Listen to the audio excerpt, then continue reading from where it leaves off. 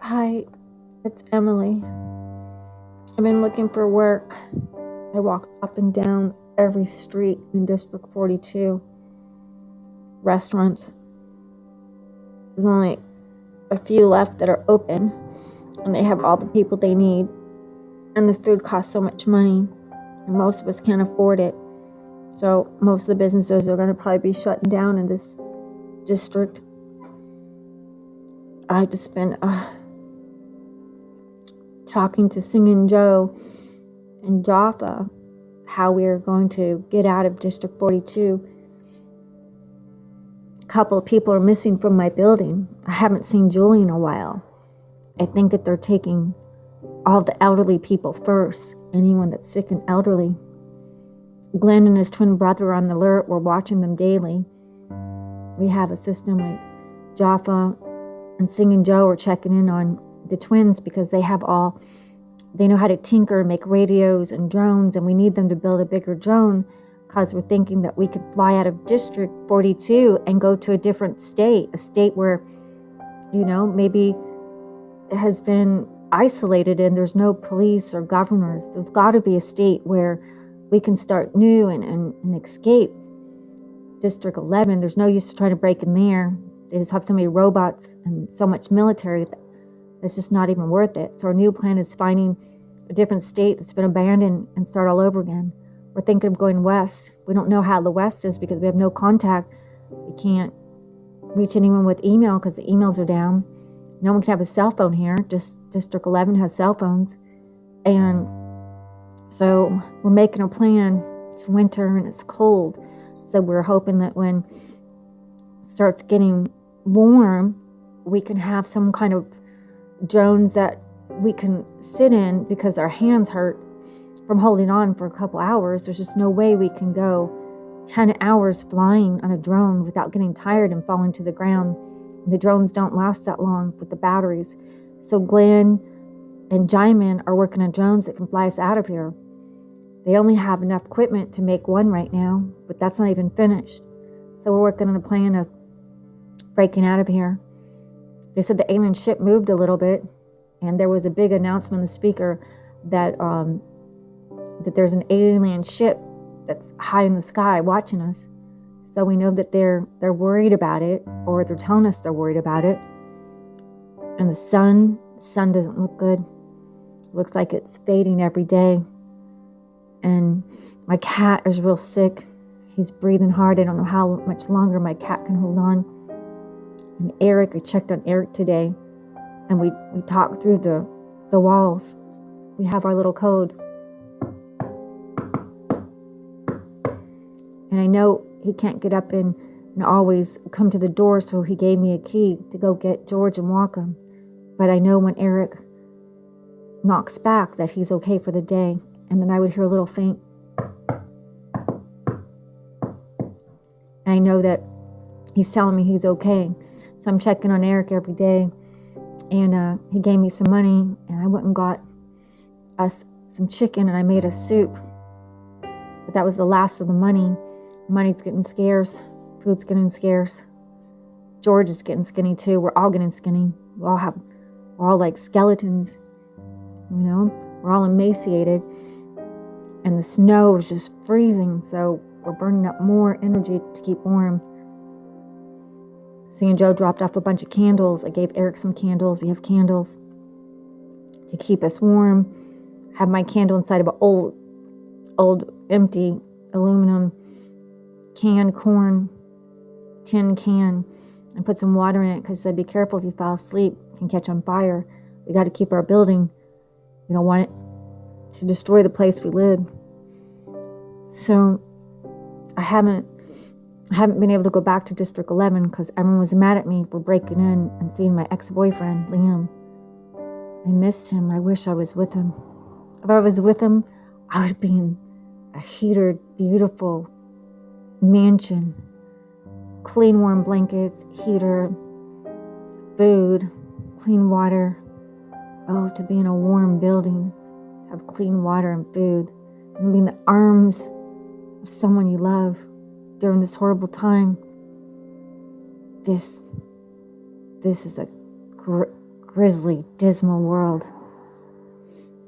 Every day it gets grittier and grittier. The black smut and smog and pollution gets thicker and thicker. I walk through so much trash on the ground when I walk. People are just throwing things, no bother to stick it in the trash can because there's no workers to pick up the trash. There's nothing. We all have our old radios on. No one has money to pay for cable. We just watch old DVDs and tapes of black and white movies. My favorites are film noirs because I can pretend like I'm a very tough dame and see the bad guys be chased by the good guys. And there's always hope at the end, defeating evil. I look up at that spaceship at night. I see the lights blinking from it, and the ship moves real fast. But if it's going to be harmful, why isn't it shot at us? Why isn't it shooting at us? And if it has some kind of technology or knowledge to help us, why isn't it helping us? Why isn't anyone in District 11? Why aren't the politicians, the mayor, the governor, our elected leaders, why aren't they doing anything? With all the smartest people all around the world, no one can do anything about the sun. They can't do anything about the mutating viruses. It's just, we're all hanging on. Some people have someone. Some people have a friend. Most of us are alone and just living day by day. My cat looks at me, I look at her, and I'm just, if she leaves, I said, you're probably going to a better place.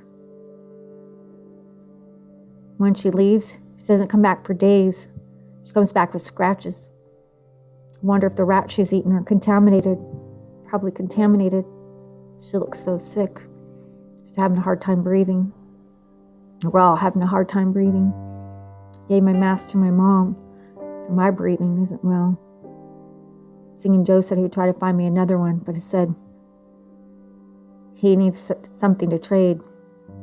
And I've been looking at ways to make money. The only ways to make money right now is you gotta go in the underground sex club and be a dominatrix, or you gotta do something that you don't want to do. You gotta be smart enough, and I don't know how to make an app or build a ship or do codes or be a hacker.